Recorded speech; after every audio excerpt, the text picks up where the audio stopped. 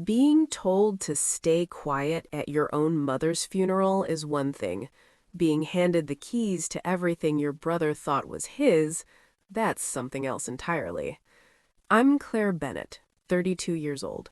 4 days ago, I buried my mother, the woman who raised me alone after Dad left, who worked 3 jobs to put me through college, who sacrificed everything. At the funeral, my older brother Ryan, who hadn't visited Mom in 3 years, stood up to give the eulogy, talked about what an amazing son he was, how close they were, how much he'd done for her. I tried to stand up, to correct the lies, to tell the truth about who actually cared for Mom. Ryan looked at me and said, "Sit down, Claire. This isn't about you. Let the adults handle this." 60 people heard it, including Mom's lawyer, who was holding an envelope that would change everything. 2 days ago at the will reading, that lawyer handed me keys to Mom's house, to her car, to her safety deposit box, to everything. Ryan got a letter, 1 page, in Mom's handwriting, explaining exactly why she chose me and not him. This is the story of how my brother's arrogance cost him everything he assumed was his. Before I tell you what Mom's letter said, before you hear what Ryan offered when he realized his mistake, hit like now. Subscribe for Inheritance Truth Stories. Comment your city. This is about being seen when you thought you were invisible. 5 years ago, Mom was diagnosed with early onset Alzheimer's. She was 62, still working, still independent, but the diagnosis was clear: progressive decline, 5 to 10 years. I was 27, living in Boston, working as a social worker, making $42,000, had my own apartment, my own life, building my career. Ryan was 34, living in California, VP of sales at a tech company, making $180,000, married, 2 kids, big house, success story. When Mom got diagnosed, I flew home to Connecticut, stayed for 2 weeks, helped her process, set up her medical team, made sure she had support. Ryan sent flowers, called once, said, "Keep me updated, I'll visit when I can." He didn't visit that year. Too busy. Work obligations, kids' schedules, life. Year 2, Mom started declining, forgetting appointments, getting confused about medication, couldn't work anymore, went on disability, $24,000 a year, barely covered her mortgage. I started sending money, $300 a month, all I could afford, visited every other weekend, 6-hour round trip from Boston.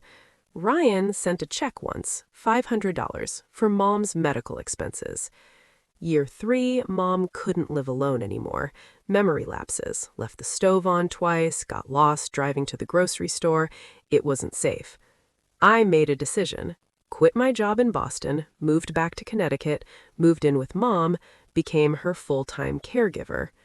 Ryan said, "That's extreme, just hire someone."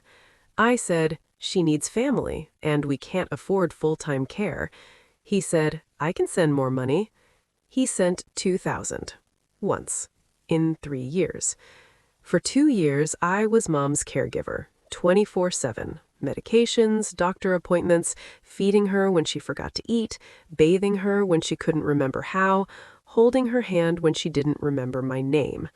I couldn't work full-time, did freelance social work consulting, made $18,000 a year, used my savings, $30,000, to cover expenses Mom's disability didn't cover. Ryan visited twice in those 2 years. Christmas year 1, 3 days. Thanksgiving year 2, 2 days. That's it. 5 days total in 2 years. Each visit, he'd say, "You're doing great, Claire. Mom's lucky to have you. I wish I could do more, but work is crazy. The kids are busy. You understand." I understood.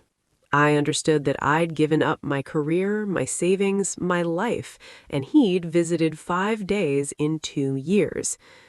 3 months ago, Mom took a turn. Hospice came. We knew it was weeks, not months. I called Ryan. "You should come, while she can still recognize you, while there's time." He said, I'll try to get out there soon. Work is really busy. Big product launch. He didn't come. For 6 weeks, as Mom declined, Ryan stayed in California, working, living his life. Mom died 3 weeks ago. I was holding her hand, reading to her.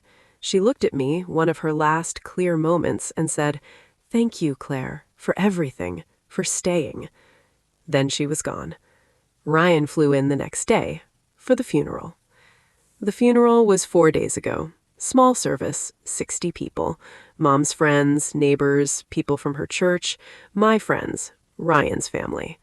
Ryan organized everything, took charge. I'm the oldest, I'll handle it. He picked the flowers, the music, wrote the program, made all the decisions. I was too exhausted to fight. I'd been caregiving for 2 years. Planning a funeral felt impossible. The service started. Pastor spoke, beautiful eulogy about Mom's faith, her kindness, her strength. Then Ryan stood up. "I'd like to say a few words about my mother." He walked to the podium, composed, confident. "My mother was an incredible woman. She taught me everything, how to work hard, how to value family, how to succeed in life." He continued, "I tried to see her as often as I could. Called every week, made sure she was taken care of. Even when my career and family made it difficult, I always made time for Mom." I stood up. "That's not true." The room went silent. Everyone turned. Ryan stopped, looked at me, annoyed. "Claire, I'm speaking." I said, "You're lying. You didn't call every week. You didn't see her often. You visited twice in 2 years." Ryan's face went red. "Claire, sit down. This isn't the time." I said, "When is the time? When is the time to tell the truth about who actually cared for Mom?" Ryan said, firmly, "Sit down, Claire. This isn't about you. Let the adults handle this." 60 people heard it. Let the adults handle this. Like I was a child. Like I spent 2 years as Mom's full-time caregiver while he lived his life in California. I sat down, humiliated, furious. But I sat. Ryan finished his eulogy, talked about his special bond with Mom, how much she loved seeing him succeed. After the service, people came up to me, quietly. "We know what you did for your mother. We saw you. Every day. You were here." Mom's best friend Helen hugged me. "Your mother talked about you constantly, how you gave up everything for her, how grateful she was. Ryan doesn't know what he's talking about." But publicly, Ryan's version was the one everyone heard, the successful son, the devoted child. I felt invisible, erased, silenced. Then the lawyer approached me. Robert Davis, Mom's estate attorney. "Claire, we have a will reading tomorrow, 2 p.m., my office. You and Ryan both need to attend." I said, "Okay." He looked at me kindly. "Your mother saw everything. Don't worry." The next day, 2 p.m., Robert Davis's office, small conference room. Ryan and I sat across from each other. His wife Amanda was with him. Robert said, "Thank you for coming. This is the last will and testament of Margaret Bennett. Let me read the relevant sections." Ryan leaned forward, confident, ready to inherit. Robert read, "I, Margaret Bennett, being of sound mind, hereby distribute my estate as follows. To my son, Ryan Bennett, I leave the sum of $5,000 and my collection of family photos." Ryan's expression faltered. "5,000? That's it?" Robert continued, "To my daughter, Claire Bennett, I leave my house, valued at approximately $350,000, my car, my savings, totaling $45,000, my life insurance policy, $200,000, and all remaining personal possessions. Total estate value to Claire, approximately $600,000. Silence. Ryan's mouth opened, closed, no words. Amanda said, "That's impossible. Ryan is the oldest. He's successful. He should inherit the house." Robert said, "Mrs. Bennett was very clear in her wishes." Ryan said, "This is wrong. Mom wouldn't do this. Claire, you manipulated her while she was sick. You took advantage." Robert pulled out an envelope. Your mother anticipated this reaction. She left letters, one for each of you. He handed Ryan a single envelope, handed me a thicker one. I'll read Mrs. Bennet's letter to Ryan aloud, as she requested. Ryan said, "That's not necessary." Robert said, "It was her final wish." He began reading. "Ryan, if you're hearing this letter, you're probably shocked, angry, convinced Claire manipulated me. You're wrong. I'm leaving Claire most of my estate because she earned it, not through manipulation, through sacrifice.